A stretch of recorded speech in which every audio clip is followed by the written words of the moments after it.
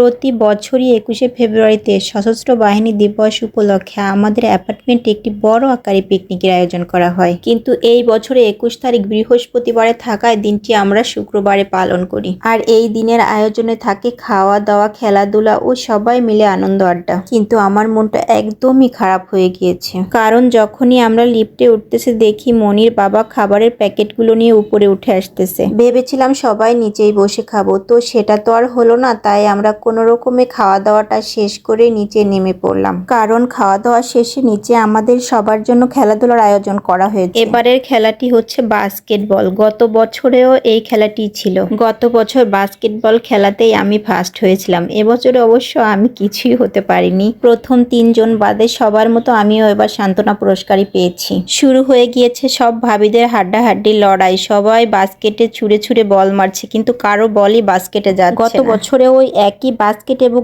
একই বল ছিল, বাট কেন যেন গত বছর আমার ৩টে বলই বাস্কেটে চলে গিয়েছিল। কিন্তু এবারের বলটি এমন যে কারো বলই বাস্কেটের ভেতরে থাকছে না। বল বাস্কেটে ঢুকছে, বাট আবারও উপরে উঠে চলে আসতেছে। যাই হোক, পরে একবার করে যে ভাবিদের গিয়েছে, পরে ওদেরই ফার্স্ট, সেকেন্ড, থার্ড বানিয়ে দিয়েছে। না হলে খেলাটা খুব দীর্ঘ সময় হয়ে যাচ্ছিল। এই যে আমাদের ৩ ভাবিকে তৃতীয়, দ্বিতীয় এবং প্রথম পুরস্কার দিলেন। এরপর যে পুরস্কারগুলো দেওয়া হলো, প্রতিটা পুরস্কারই হলো সান্ত্বনা পুরস্কার, কারণ প্রত্যেকেই খেলায় অংশগ্রহণ করেছিল। এর জন্য সবাইকে একটা সান্ত্বনা দেওয়া হলো। আসলে সবাই তো আমরা বাসায় খাওয়া দাওয়া করি, কিন্তু মাঝে মাঝে পিকনিক হলে সবার মাঝে বন্ডিংটা অনেকটা ভালো থাকে এবং সবাই মিলে একটু গল্প করার সুযোগও পাওয়া যায়। এবং আমাদের বাসার ক্ষুদে সদস্যরাও একে অপরের সাথে গল্প, খেলাধুলা এবং খাওয়া দাওয়ার সুযোগ পায়। এবার আমাদের বাসার সিনিয়র ভাইয়েরা সবাই সবার সাথে এমন সব আয়োজনের মাধ্যমে মিলেমিশে থাকার পরামর্শ দিচ্ছিলেন। আর এই আলোচনার মধ্য দিয়েই আমাদের খাওয়া দাওয়া এবং খেলাধুলার পর্বটা শেষ হয়। এরপরও আরো কিছু পর্ব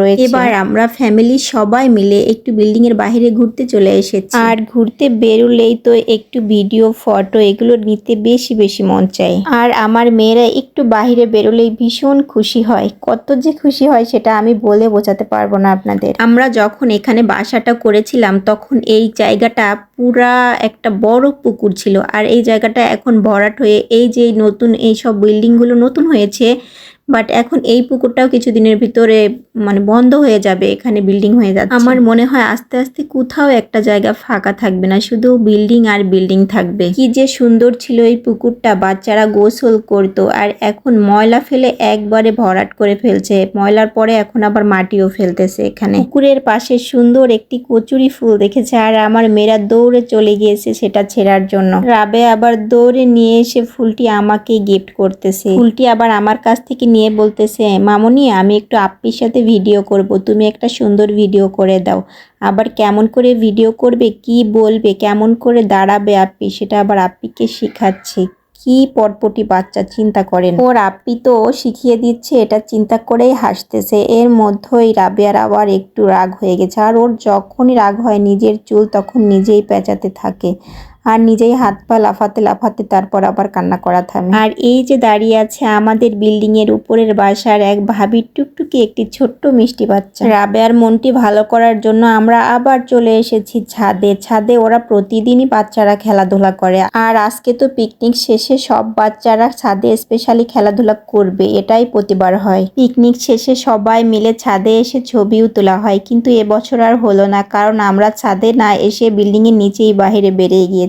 ছাদে তাড়াতাড়ি আমরা উঠে এসেছিলাম রাবেয়ার মনটা ভালো করার জন্য, আর আমাদের উদ্দেশ্য একবারে সফল হয়ে গেল। রাবেয়া কিন্তু একবারে ভুলে গিয়েছিল যে ওর মনটা খারাপ হয়ে গিয়েছিল, আরো ভুলে ওর ছোট্ট বোনের সাথে খেলতে শুরু করেছে। এখন আমরা নিচে যাব বলে প্রস্তুতি নিচ্ছিলাম, কিন্তু রাবেয়া মুন্থা বলল ওরা আরো কিছুক্ষণ ছাদে থাকবে। বাসায় ঢুকেই 2 বোন আমার সান্ত্বনা পুরস্কারটা দেখছিল এবং বলছিল, মামুনি এটার ভিতরে কি? তো বের করেছে বড় একটা লাক্স সাবান, আর আমাকে 2 বোনই ধমকাচ্ছে আর বলতেছে, কেন তুমি এবার ফার্স্ট করতে পারলে না মামুনি, তুমি এবার কেন পারলে না বলো? এই গ্লাসটি হচ্ছে আমার গত বছরের ফার্স্ট পুরস্কার। এবারের পুরস্কারগুলো অবশ্যই একটু বড় দিয়েছে। আজকের মতো এ পর্যন্তই। আপনারা সবাই ভালো থাকবেন। কথা হবে নেক্সট কোনো ভিডিওতে। আল্লাহ হাফেজ।